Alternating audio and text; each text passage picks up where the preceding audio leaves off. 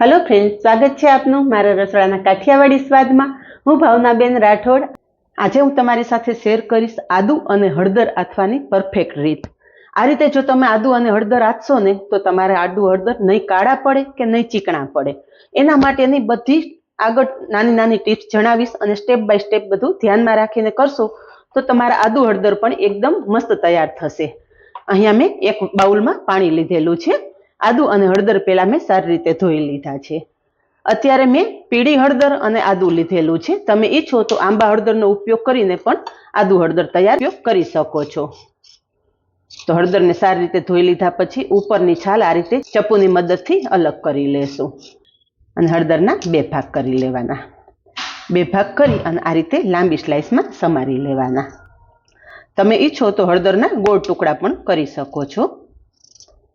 અને હળદર સીધી સમારી અને પાણીમાં જ ઉમેરવાની। અહીંયા મેં હળદરની જેમ આદુ પણ લાંબી સ્લાઇસમાં સમારી લીધું છે। આપણે આદુ કરતાં હળદરનું પ્રમાણ અડધું રાખવાનું છે। 100 ગ્રામ હળદર છે તો 50 ગ્રામ આદુ લીધેલું છે।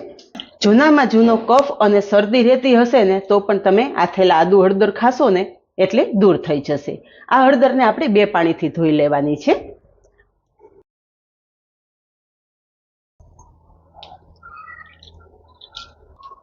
तो अहीं तमे जुओ कि हळदर धोता हजी सेज काळुं पाणी निकळे छे।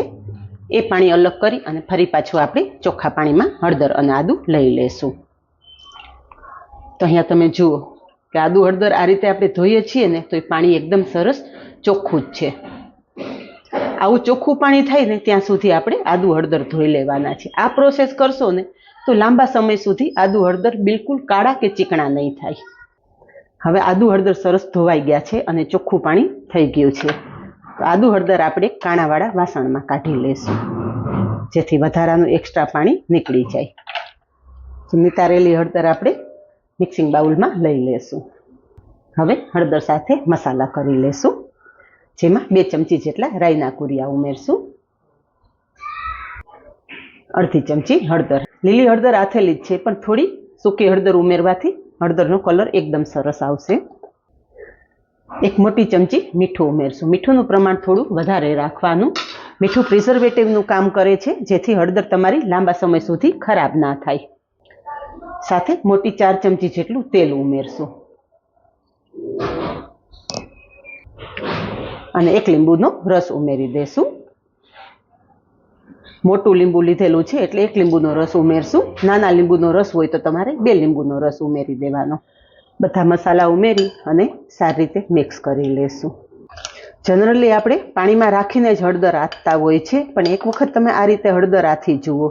હળદરનો કલર સરસ રહેશે, સ્વાદ એકદમ સરસ રહેશે અને લાંબા સમય સુધી હળદર ચીકણી કે કાળી નહીં પડે। તો અહીંયા બધા જ મસાલા આપણે હળદર સાથે સારી રીતે મિક્સ કરી દીધા છે। હળદર ઢાંકી અને 2 થી 3 કલાક આમ જ બાઉલમાં રહેવા દેશું। વચ્ચે 1 થી 2 વખત ઉપર નીચે કરશું।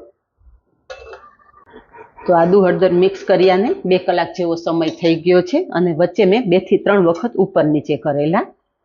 अहींया तमे आदू हळदरनो कलर जोई शको छो। एकदम मस्त कलर आवेलो छे। आ आदू हळदर तमे 2 થી 3 महीना सुधी स्टोर करशो ने तो पण आना कलर के स्वादमां कोई पण जातनो फरक नहीं पड़े। बहार तमे 8 થી 10 दिवस सुधी राखशो तो खराब नहीं थाय अने फ्रीजमां आदू हळदर 6 महीना सुधी आ रीते बनावेला हशे ने तो खराब नहीं थाय। अहींया मैं काचनी साफ बोटल लीधेली छे। काचनी बोटल सारी रीते धोई तड़के तपावी अने पछी ज आपणे आ रीते भरवाना छे।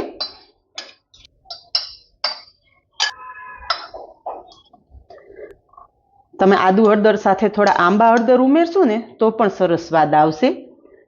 घणाने हळदर साथे आदूनो स्वाद पसंद नथी होतो के आदू तीखું હોય છે પણ આદુ અથાઈ જશે ને એટલે આદુની તીખાશ એકદમ ઓછી થઈ જશે અને હળદર સાથે એકદમ સ્વાદિષ્ટ લાગશે। તો તૈયાર છે પરફેક્ટ માપ અને બધી ટિપ્સ સાથે આથેલા આદુ હળદર। આ જ રીતે બનાવો અને કમેન્ટમાં જણાવો કે બધી ટિપ્સ સાથે બનેલા આદુ હળદરની રેસીપી કેવી લાગી। આજે બસ આટલું જ। મળીએ નેક્સ્ટ વિડીયોમાં। ત્યાં સુધી બાય, થેન્ક યુ।